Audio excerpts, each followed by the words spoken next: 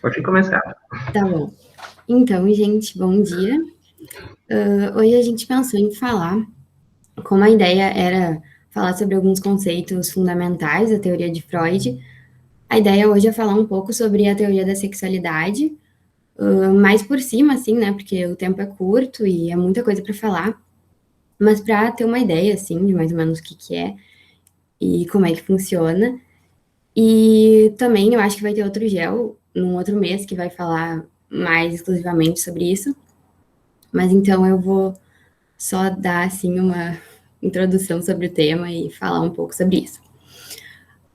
Então, a teoria da sexualidade, o Freud ele falou sobre ela na obra dele, Os Três Ensaios sobre a Sexualidade, que foi uma obra que passou por muitas reformulações da teoria, tipo, a teoria foi muito reeditada e algumas coisas foram incluídas, outras foram tiradas e mudadas. Então, é um livro com uma obra com várias edições. E também foi uma obra muito controversa na época, né, que foi lançada, justamente porque ele cunhou a ideia de que haveria uma sexualidade infantil, o que para a época era uma coisa bem inesperada, né?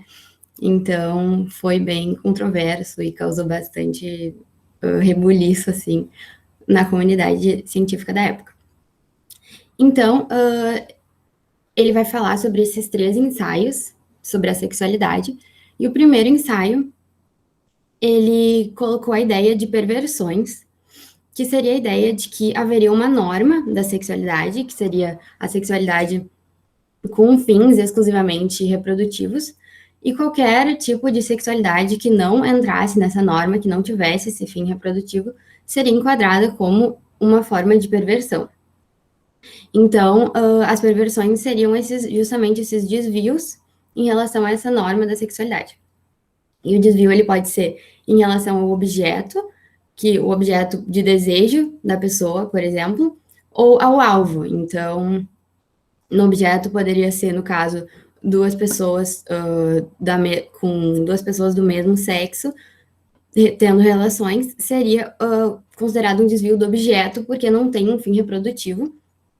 E em relação ao alvo, poderia ser que o foco de desejo, o alvo do desejo, se relaciona em relação a outra região do corpo, outra zona erógena, que não o órgão genital exclusivamente, portanto, também sem fins reprodutivos. Então, só que daí também na obra dele, ele acaba percebendo que todos esses desvios são considerados perversões, mas que na natureza humana, normalmente, essa norma da sexualidade não é seguida, né? Então, essa ideia de que seria o mais normal não ser a norma. Mas, então, ele também é importante falar que esse conceito de sexualidade que ele vai falar nessa obra não significa só sexo, né? A sexualidade, ela seria muito ampla, envolveria qualquer tipo de prazer e satisfação que a pessoa, assim, que a pessoa sente através de diversas coisas, até inclusive comer, enfim, ler, qualquer sensação que gerasse prazer estaria relacionada com a sexualidade e não só ter relações sexuais ou algo do gênero. Então, é justamente sobre esse tipo de sexualidade que ele coloca como existindo a sexualidade infantil, né? Porque então não significa que as crianças teriam relações sexuais, simplesmente que elas têm sexualidade. E é sobre isso que ele vai falar no segundo ensaio, que é a sexualidade infantil. E ele vai colocar, então, que a criança, ela seria perversa justamente porque a sexualidade dela não vai ter uma finalidade de reprodução. Ela vai ter uma sexualidade autoerótica e sem essa finalidade de reproduzir, e por isso ela seria considerada perversa.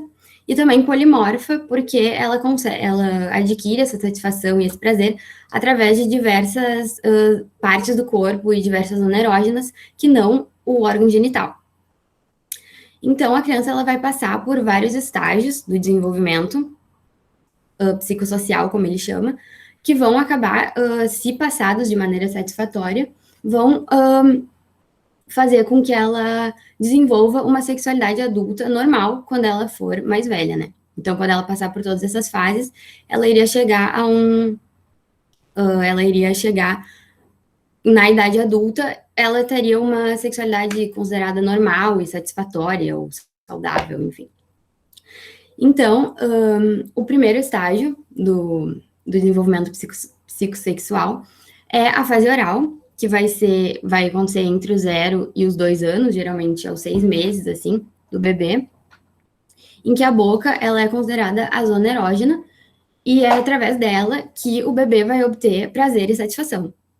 Então, através da sucção, principalmente do leite materno, que ele vai obter toda essa satisfação e ele vai acabar desenvolvendo também sentimentos novos de conforto e de desconforto quando ele recebe o leite ou não, por exemplo, e sentimentos de proteção com a mãe, que é quem alimenta ele e quem é capaz de dar a ele esse prazer, né? Então, pode acontecer também de caso a pessoa não, enfim, uma criança ou não passar por todas essas fases de uma maneira satisfatória, acontecer alguma coisa que faz com que ela se fixe em determinado estágio. Então, isso vai afetar como ela é na vida adulta, dependendo de se ela passou satisfatoriamente ou não por uma fase. Então, uma pessoa que não teria passado de maneira satisfatória pelo estágio oral, ela, na vida adulta, ela pode ser uma pessoa que tem problemas de, por exemplo, de beber excessivamente, comer demais, fumar, tudo que envolve ali a região da mucosa da boca, poderia ser justamente por ser essa fixação nesse estágio. O segundo seria a fase anal, que vai ser entre os 2 e os 3 anos, em que a zona erógena é justamente o orifício anal. E a criança vai obter o prazer pela retenção e soltar as fezes. Então, ela, justamente fazendo esse controle dos esfíncteres, é o que vai gerar o prazer para ela, essa noção de que ela pode reter e ela pode soltar quando ela quiser, essa ideia justamente também de controle que ela vai ter fazendo isso, sentimento de independência também, de fazer uma coisa que antes ela não conseguia fazer. E e os adultos que vão ser fixados nessa fase podem ser pessoas extremamente controladoras, ou o contrário, tipo, pessoas que são extremamente despreocupadas, justamente também com essa ideia de reter e soltar, né? Tipo, controlar tudo, ou ser totalmente despreocupado, não se prender em nada. Também pessoas com, sei lá, que, tipo, não gastam nada, ou pessoas que, tipo, gastam desenfreadamente. Toda essa ideia dos extremos, né? Poderia ser ligado a alguém que foi fixado nessa fase. A terceira fase, então, seria a fase fálica, que vai ser entre os 13 e os 5 anos de idade, e vai ser a fase em que a criança vai começar a descobrir as regiões genitais dela. Então, essa é a zona erógena dessa fase, porque ela vai começar a ter curiosidade, buscar conhecer essas regiões melhor, buscar tocar, buscar entender o que é, começar a perceber as diferenças anatômicas que existem entre ela e o sexo oposto. E também, né, vai ser nessa fase que vai iniciar a entrada no complexo de Édipo. Então, eu vou explicar também, meio por cima, assim, o complexo, porque é bem... senão não vai dar tempo. Mas vai ser um complexo que vai marcar muito o desenvolvimento da nossa personalidade. E ele justamente se chama um complexo porque envolve um desejo que não pode ser satisfeito, tipo, um desejo que a pessoa tem que não pode ser satisfeito. Então, por isso se chama de complexo. E ele vai se caracterizar pelo amor que a criança sente por um dos genitores, geralmente o genitor do sexo oposto, e que vai levá-lo a querer afastar o genitor do mesmo sexo para ter o genitor do sexo oposto só para ela, né? Então, no início, assim, da infância, tanto o menino quanto a menina vão ter o amor direcionado principalmente à mãe, porque ela é quem satisfaz as necessidades básicas da criança, tipo, ela que amamenta, ela que alimenta, ela que dá essa proteção. Então, geralmente vai ser voltado para a mãe, nos dois casos, no menino e na menina. Só que a partir da entrada do complexo de Édipo, a menina vai mudar esse foco do amor que ela sentia pela mãe, vai se voltar para o pai, porque justamente essa entrada nessa fase envolve o que eu falei, essa descoberta das regiões, a percepção das diferenças anatômicas. Então, ela vai perceber que quem detém o órgão genital masculino é o pai, e ela vai perceber que ela não tem, o pai tem uma coisa que ela não tem, e ela vai acreditar, entender que talvez ela já, em algum momento ela já teve, mas ela acabou perdendo por algum motivo, né? Essa ideia de que da castração, que por algum motivo isso poderia ter acontecido. Então ela começa a perceber essa diferença entre ela, que ela e a mãe não têm, e o pai tem. Então ela acredita que de alguma forma, ela ter perdido pode ser, de alguma forma, culpa da mãe. Então, ela começa um período em que ela começa a se afastar da mãe para se aproximar do pai, que é quem detém o que ela queria ter, quem detém o que ela deseja, de alguma forma, recuperar. Então, ela sente que ela precisa ter proximidade daquele que tem o que ela quer, ou ela precisa ter poder sobre aquele que tem, da mesma forma que ela sente que a mãe tinha antes. Então, só que no menino não vai acontecer dessa forma, né? O menino, ele já tem esse amor que eu falei pela mãe inicialmente, que é quem satisfaz as necessidades, e ela rivaliza com o pai, que é justamente pela questão de o pai ser quem detém a mãe, então ele rivaliza com o pai pela atenção da mãe, para ter a mãe só para ele. Só que no momento, quando ele começa a perceber essas diferenças anatômicas entre ele e o pai, entre ele e a mãe, que a mãe não tem o que ele tem, ele pensa que ele acredita que a mãe, de alguma forma, foi castrada, e então ele tem medo de que isso aconteça com ele. Então, quando ele percebe que, né, a fonte do desejo e do amor pela mãe tá justamente no falo, ele se questiona se isso não poderia acontecer com ele também, o que aconteceu com a mãe. Então, ele tem medo que ele vá sofrer a castração pelo pai. Então, e também, justamente por nessa época ser a fase em que está se desenvolvendo mais o superego, que é quem, né, vai controlar inconscientemente o que é certo, o que é errado, né? Ele começa a entender que não, de alguma forma, isso seria errado, ele sentir essas coisas pela mãe, e que isso poderia levar ele à castração. Então, ele começa a reprimir o desejo que ele sente e diminuir a resistência e a rivalidade que ele tinha com o pai, e começando a se reaproximar do pai de novo e se afastar da mãe, desse desejo que ele sentia antes. E é assim que ele passa a buscar, quando começa a chegar na adolescência, na puberdade, outros objetos de desejo que teriam semelhanças com o objeto de desejo primordial dele, que tinha sido a mãe.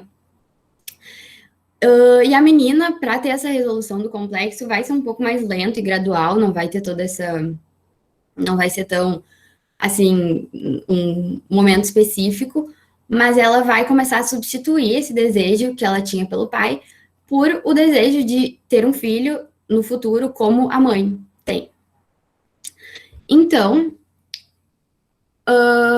é mais ou menos isso, sim. Não sei se deu para entender, mas seria essa mais ou menos a ideia, né? De amar o genitor do sexo oposto e daí rivalizar com o do mesmo sexo pela atenção do genitor do sexo oposto. E isso, enfim, causar isso tudo movido pelo desejo e pelo amor por esse genitor. Aí depois dessa fase, a criança vai entrar no período de latência, que vai ser um período que vai se dar mais ou menos entre os 6 e os 9 anos, e é um momento que vai haver a supressão desses interesses, desses desejos da libido que ele tinha antes nessas fases anteriores. Isso vai sendo, de alguma forma, suprimido e substituído por outras coisas, como, por exemplo, a criança vai começar a querer desenvolver outros aspectos da personalidade dela e da vida. Então, por exemplo, ela vai começar a formar laços de amizade, ela vai começar a se envolver em mais coisas sociais, vai começar a se aproximar das pessoas, ter outros interesses que não esse que ela tinha antes. Isso vai se dar justamente depois do complexo de Édipo, né, que é uma coisa muito intensa. Então, também o fato de reprimir o que aconteceu no complexo de Édipo faz sentido que o período de latência, né, venha depois. Então, essa fase vai se dar mais ou menos entre os 6 e os 9 anos, e ela vai durar, então, até o momento em que a criança começa a entrar na puberdade, que vai ser o que o Freud vai falar no, no terceiro ensaio, que vai ser sobre as transformações da puberdade, e vai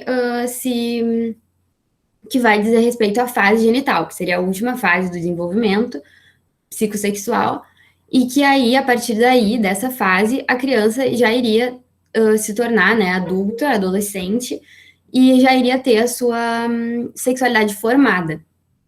Então, é na puberdade, né, no início da adolescência, e o genital vai se tornar a principal zona erógena, e justamente também por ele já ter assumido essas características que vão ser definitivas. Então, ele não está mais em formação, ele está num momento de que ele vai ser assim para o resto da vida. Então, a sexualidade também vai deixando de ter esse caráter autoerótico, e que antes era perverso e polimorfo, que era através de diversas zonas erógenas. Ele vai acabar se tornando, ela vai acabar sendo voltada a um outro objeto de desejo, que no caso seria uma outra pessoa, pela primeira vez, né? Então, seguindo todos esses estágios de maneira satisfatória, a criança ela chegaria na vida adulta tendo uma sexualidade considerada saudável e adulta normal, sem, né, ter uma, sem estar fixado em nenhum estágio especificamente. Só uma coisa que eu esqueci de falar, que na fase fálica, pessoas que se fixam nessa fase podem acabar se tornando pessoas muito sedutoras, ou pessoas muito passivas, né? O contrário uma da outra, né? Então, seria mais ou menos nessa época. Então, eu acho que era isso, assim, que eu pensei em falar para dar uma ideia, mais ou menos, assim, tipo, eu sei que não dá para falar tudo, né? Porque realmente o tempo é curto, mas eu acho que para ter uma ideia, assim, de mais ou menos como funciona, era mais ou menos isso, assim, que eu tinha pensado. Não sei se alguém pensou alguma coisa, ou alguma coisa que eu não consegui muito bem explicar. Acho que explicou super bem, Gabriela. Foi bem bacana. Do complexo de Édipo, a gente lembra assim que, como ele foi escrito em um outro período, num período histórico, a gente faz um recorte, mas essa coisa fálica não é. Está escrito o fálico, o pênis, o pai, essa coisa, mas trazendo para os dias atuais e nas discussões, a gente está falando de poder, né? A gente está falando de quem tem o poder na casa. Naquela época, quem detinha o poder, então, era esse pai. Então, esse menino, ele está se identificando, ele também quer ter este poder. Logo, é associado, quem tem o poder tem o pênis, né? Então, isso é disso que a gente está falando, de um totem, né? Um símbolo de poder. E a menina se identifica nessa questão, assim, poxa, eu não posso mandar, eu não tenho poder de decisão, né? Então, eu tô que nem a mãe. E essas identificações, acho bem bacana, assim. Gostei de te ouvir, Gabriel. Ai, que bom. Obrigada. É bem isso mesmo, justamente é uma ideia meio. É justamente meio subjetivo, né? Fala justamente do pênis, mas na verdade é bem o que a Lia falou, é o significado de todo o poder que isso tem, e justamente e a falta do poder de quem não tem, né? Então, essa é a ideia mesmo.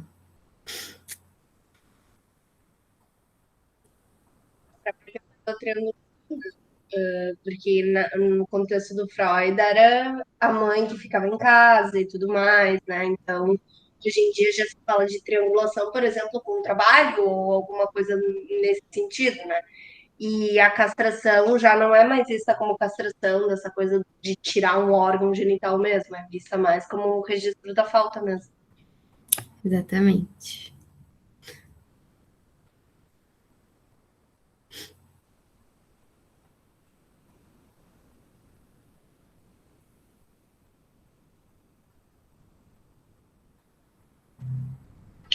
Alguém mais tem uma outra comentário, pergunta?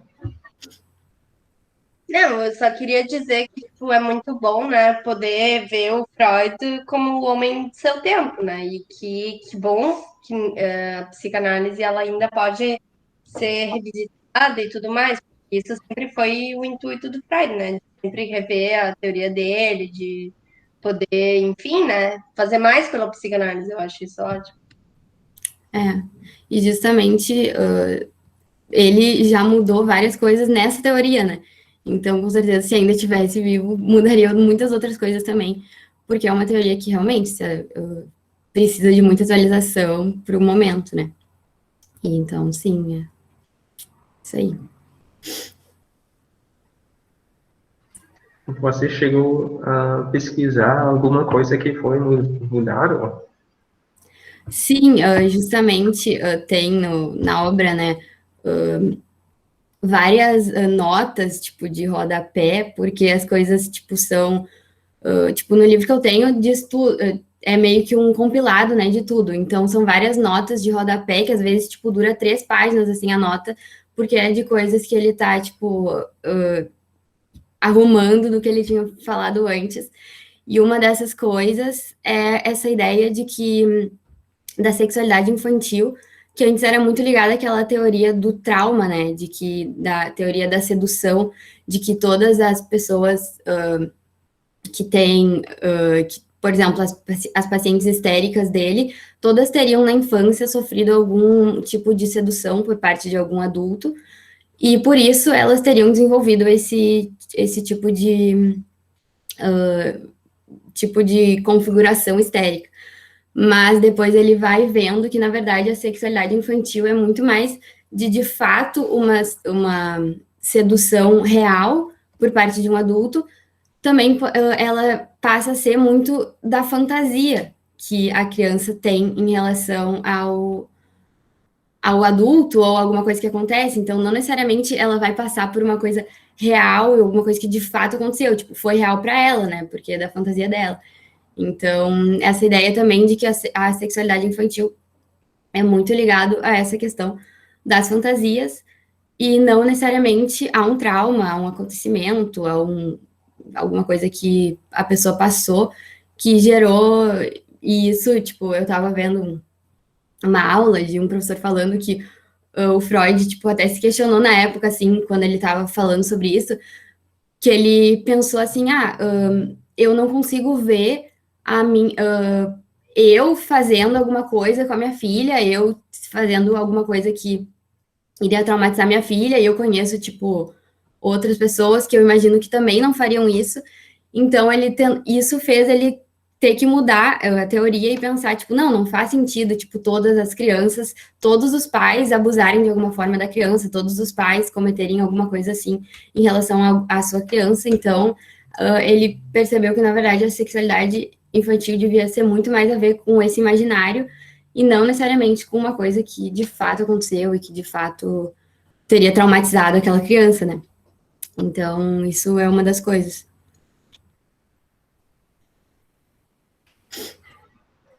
É bem interessante isso.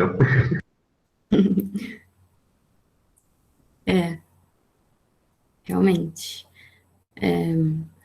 Tem suas coisas, assim, na teoria, de que a gente olha e fica meio assim, estranha, mas é legal de ver também, até no caso Dora, por exemplo, que é o caso que ele fala, que ele apresenta esse caso junto com essa obra dos Três Ensaios, as coisas que ele fala na teoria, dá para ver muito na Dora, assim, no caso.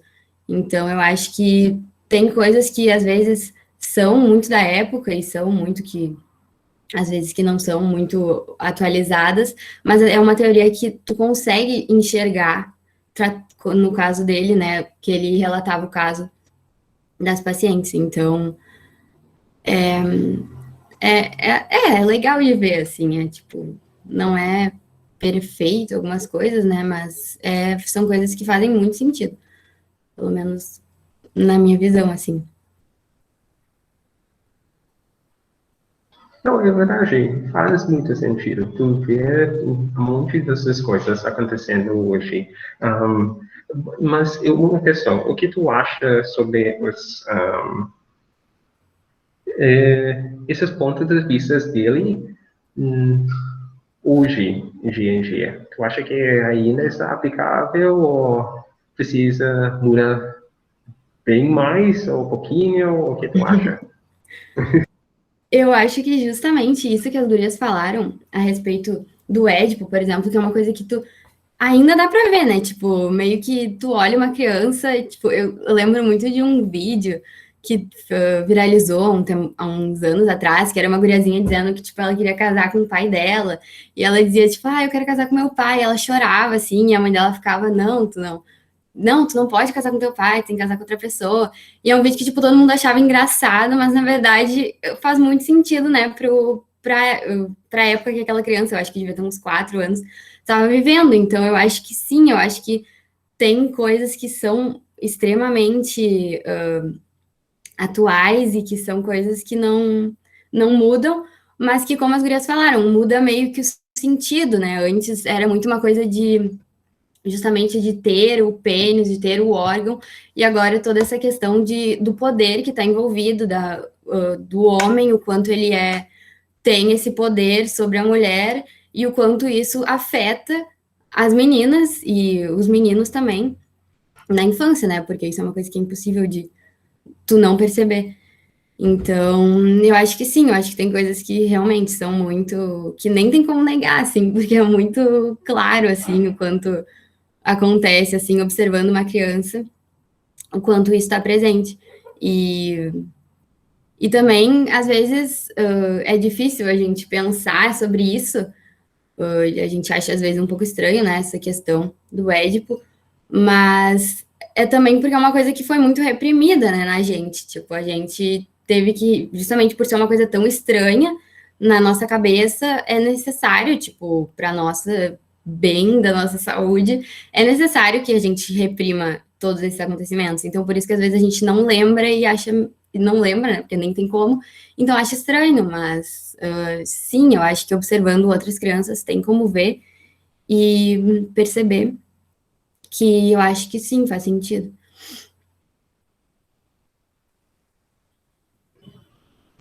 Que legal, que legal. Alguém mais tem uma pergunta, comentário, dúvida? Às vezes a gente vê as crianças brincando, e aí como crianças de 3, 4, 5 anos, até 6 anos, estão nesse período, são corpos com muita energia, e que, se vocês observarem as brincadeiras, tocando cavalinho, e elas estão ali naquela pulsão, naquele desejo, e se divertindo. Então, isso também transpassa pelo corpo essas sensações de prazer que elas sentem nesses corpos, né, pulando, assim, nesses pais. Então, tudo muito divertido.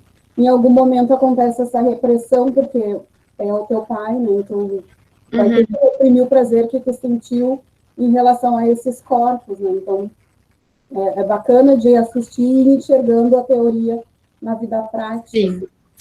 exatamente. Deve ser bem complexo, né?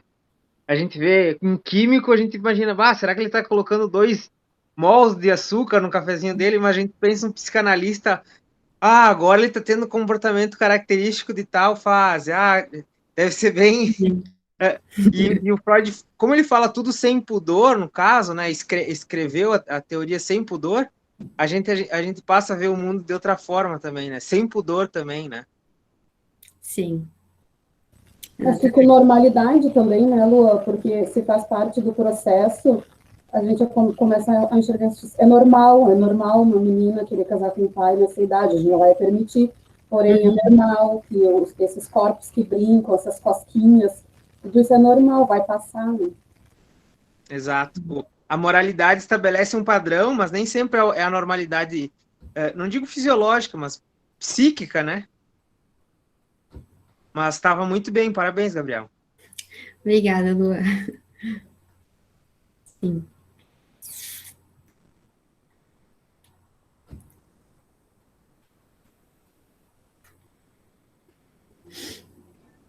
Alguém mais?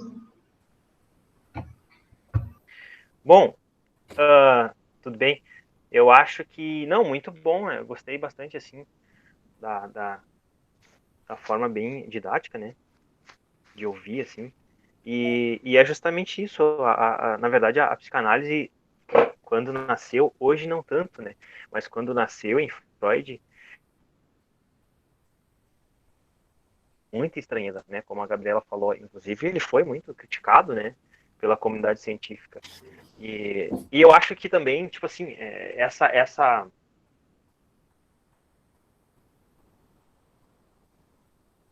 vigilância moral que a gente de Freud, na verdade, e é o que causa esse espanto, né, de perceber, ué, mas como assim a criança tem desejo, tem libido, a criança tem sexualidade?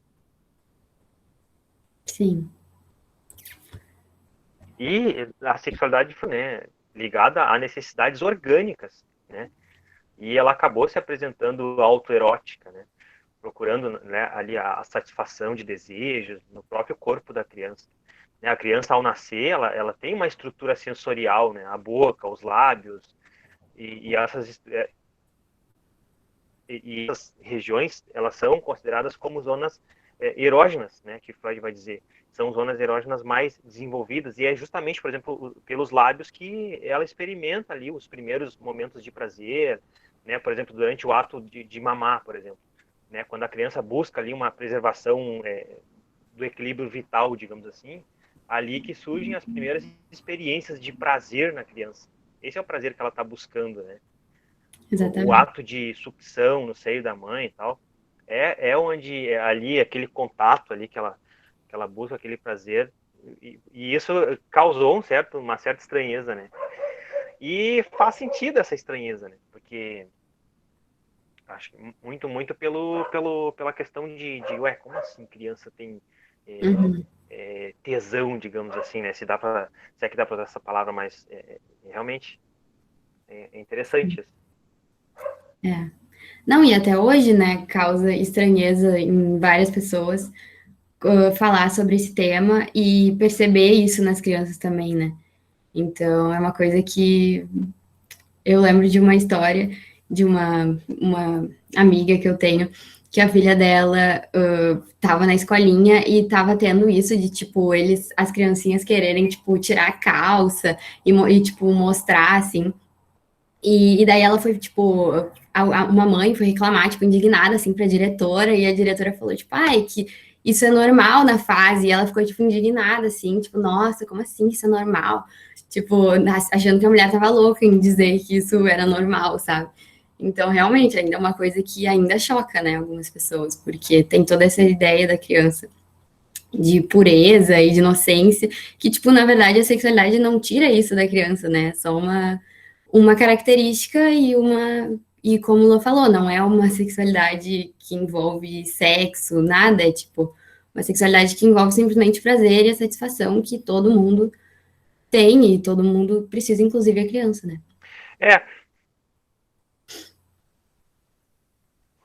É, eu acho até que a palavra mais correta seria prazer mesmo, né? Ele usa muito isso. Aliás, isso é o que nos diferencia, principalmente dos animais, essa consciência moral que a gente tem, que vai se desenvolvendo no decorrer da nossa vida e tal, no decorrer da criança, com a vivência. Se uma criança, por exemplo, ela não tem essa oportunidade de viver em sociedade, ela viveria, por exemplo, com animais, ela não teria esse cuidado que a gente tem de cuidar com os nossos desejos e prazeres e libido e tudo mais. Mas é interessante, é puramente humano. Isso é muito interessante. Por isso que eu acho que a psicanálise é uma das abordagens que compreende e explica muito bem a subjetividade humana, né? Muito legal. Uhum. Isso aí.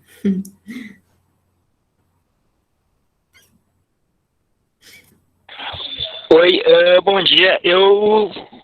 Boa tarde, né? Eu só consegui chegar agora há pouco na reunião, mas vendo esse debate, né, sobre essa moral da sexualidade, a sexualidade infantil, assim, naquela época já era meio que um tabu, né? E hoje, assim, eu percebo que acaba se tornando ainda mais, em vez de ter progredido, eu acho que regrediu ainda mais, assim, em termos morais, com a banalização da sexualização e da sexualidade por meio da indústria pornográfica, por exemplo, ou por meio da indústria audiovisual focada nesse público, né?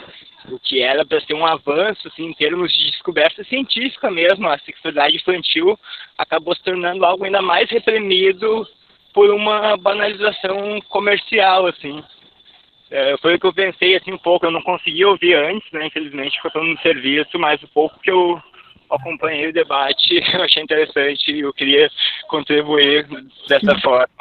Mas é isso. Obrigado pela atenção. Sim. Sim, não, com certeza. É verdade. Não sei se eu tinha pensado sobre isso, mas foi uma boa contribuição, porque faz sentido. E até o Freud falou, assim, na obra, eu estava olhando que às vezes acontece muito de a fase de latência, que deveria ser essa fase de justamente da supressão da sexualidade, às vezes ela é cortada, tipo, às vezes a criança não passa por essa fase justamente por ter sido sexualizada de maneira muito precoce, então ela não consegue passar, até, enfim, até sofrer um abuso, alguma coisa assim, ou até isso que tu falou, né, às vezes do contexto cultural, às vezes a criança não passa por esse período porque ela foi sexualizada muito precocemente e não consegue passar por esse estágio de uma maneira saudável, né? Justamente por essa questão. Então, faz bastante sentido o que tu falou.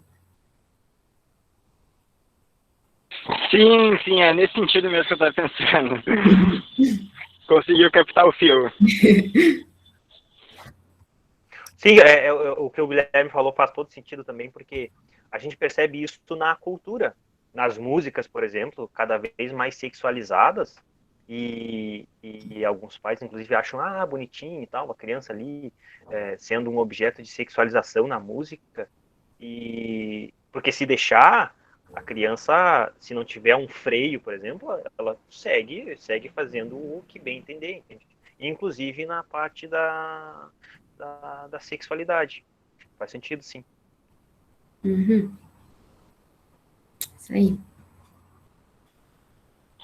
Pois é, e só para complementar também a outra questão, né, tu falaste do funk agora, assim, eu lembrei também, eu não sei se é bem pertinente ao Édipo, né, mas teve um psicanalista, assim, que dialogou um pouco com o Freud, assim, nem tanto, né, mas foi bem marxista, que é o Wilhelm Reich. Ele não desfruta, assim, de tanto, né, prestígio na academia, mas ele propunha justamente, né, uma revolução sexual visando justamente esses comportamentos, assim, inadequados. Nossa, como se pode uma criança dançar funk, sabe? Isso partindo, assim, de um prisma moral é uma baita, assim, para não dizer outro termo, né, uma baita repressão também à própria identidade e manifestação cultural de uma criança, digamos assim, né?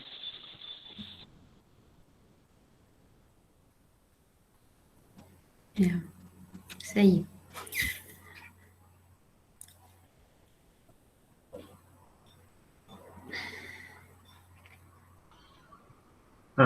Bom, gente, nós estamos chegando no horário,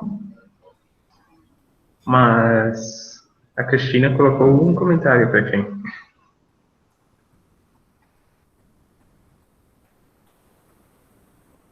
Stefan, eu não sei se não tem que mandar eu não sei se o Anthony te mandou a lista de presença, o informe.